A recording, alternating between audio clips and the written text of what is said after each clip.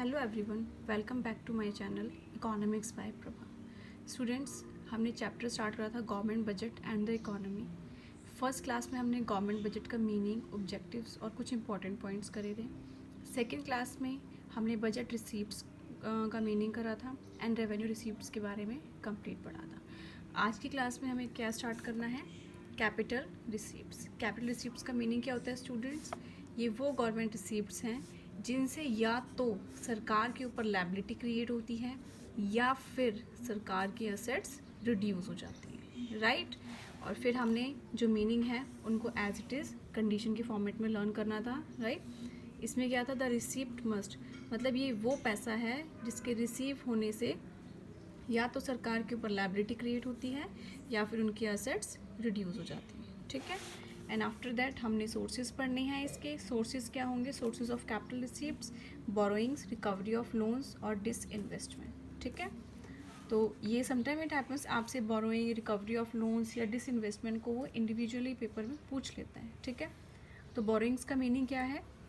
बोरो, एक बात बताओ स्टूडेंट्स, हम पैसा बोरो कब करते हैं? जब हमें पैसे की कमी होती है या फिर हमारे खर्चे बहुत ज़्यादा बढ़ जाते हैं, ठीक है। तो in the same manner government भी क्या करती है, कब पैसा बोरो करती है?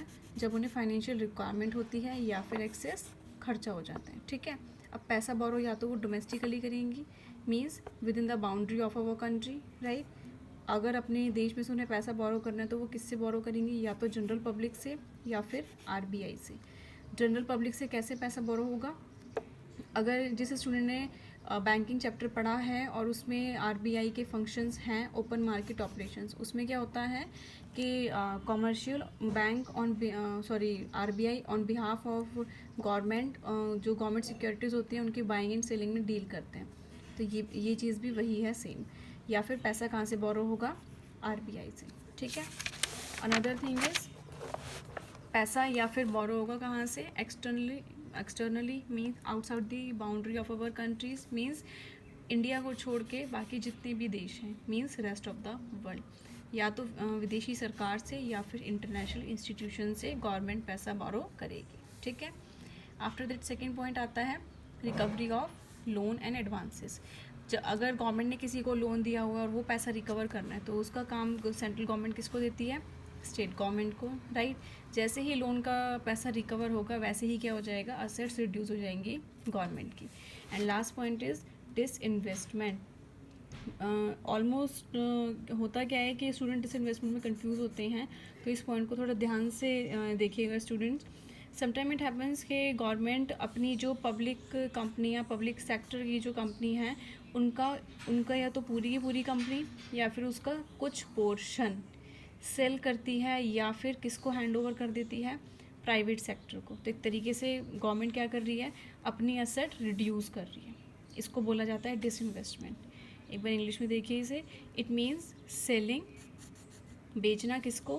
होल और part of the shares of selected public sector enterprise held by the government, right. इससे क्या हो जाता है? इससे रिजल्ट क्या निकलता है कि गवर्नमेंट की एसेट्स रिड्यूस हो जाती हैं, ठीक है। अब हमें क्या पढ़ना है? Budget expenditure. बजट एक्सपेंडिचर में मैंने आपको मेन 2 कीवर्ड्स लर्न करने के लिए बोले थे, और वो कौन से थे? Estimated expenditure. अगर मैं बजट रिसिप्ट्स का पूछूं तो क्या होगा? Estimated money receipts.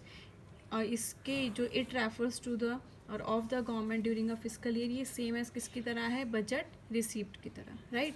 तो बजट एक्सपेंडिचर क्या होता है? ये वो अनुमानित लगाया गया खर्चा होता है जो सरकार करेगी। कब करेगी? During a fiscal year mean financial year, ठीक है। जिस तरीके से आपने बजट रिसीप्ट्स के कंपोनेंट्स पढ़े थे वैसे ही बजट एक्सपेंडिचर के कंपोनेंट्स हैं। जैसे वहाँ पर रेवेन्यू रिसीप्ट था और कैपिटल रिसीप्ट था, यहाँ पर क्या है? रेवेन्यू एक्सपेंडिचर और कैपिटल एक्सपेंडिचर। रेवेन्यू एक्सपेंडिचर क्या है? Neither creates any assets nor cause any reduction of the liability. ऐसा खर्चा करने से ना ही तो सरकार की असेट्स क्रिएट होती हैं और ना ही उनकी लायबिलिटी रिड्यूस होती है, ठीक है। मीनिंग को एज इट इज़ आप कंडीशंस में लिख देंगे, थोड़ा मॉडिफाई करके। कैसे? The expenditure must not, means ऐसा खर्चा करने से ना ही तो सरकार की कोई असेट्स क्रिएट होगी और ना ही सरकार का दायित्व मीन्स लायबिलिटी रिड्यूस होगा, राइट। ये जो रेवेन्यू एक्सपेंडिचर होता है सरकार कब करती है? जब सरकार को क्या करना हो? सर्विसेज प्रोवाइड करनी हो या रेंडर करनी हो। इसका एक एग्जांपल भी है, जिसे सरकार ने क्या डिसाइड करा, वो खर्चा करेगी किस पर, स्कॉलरशिप प्रोवाइड करने पे। तो स्कॉलरशिप प्रोवाइड करने से क्या सरकार के लिए कोई एसेट क्रिएट हुई, कोई बिल्डिंग या कोई फ्लाईओवर वगैरह कुछ ऐसा क्रिएट हुआ? नहीं। क्या सरकार के ऊपर कोई लायबिलिटी जो है सरकार की रिड्यूस हुई? नहीं। ठीक है। फिर है कैपिटल एक्सपेंडिचर। कैपिटल एक्सपेंडिचर क्या है? जिस स्टूडेंट को रेवेन्यू एक्सपेंडिचर आता है उसे कैपिटल एक्सपेंडिचर डेफिनेटली आता होगा। इसमें नाइदर नॉर है, यहाँ पर आइदर और आ जाएगा। या तो सरकार की असेट क्रिएट हो जाएगी या फिर सरकार की ऊपर जो लायबिलिटी है वो रिड्यूस हो जाएगी। ठीक। कंडीशन क्या है इसकी?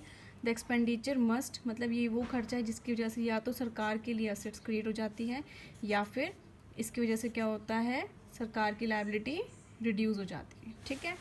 ये खर्चा सरकार जनरली कब करती है? जब सरकार को क्या करना हो, क्रिएट या एक्वायर करना हो असेट्स। इसका एग्जांपल क्या है?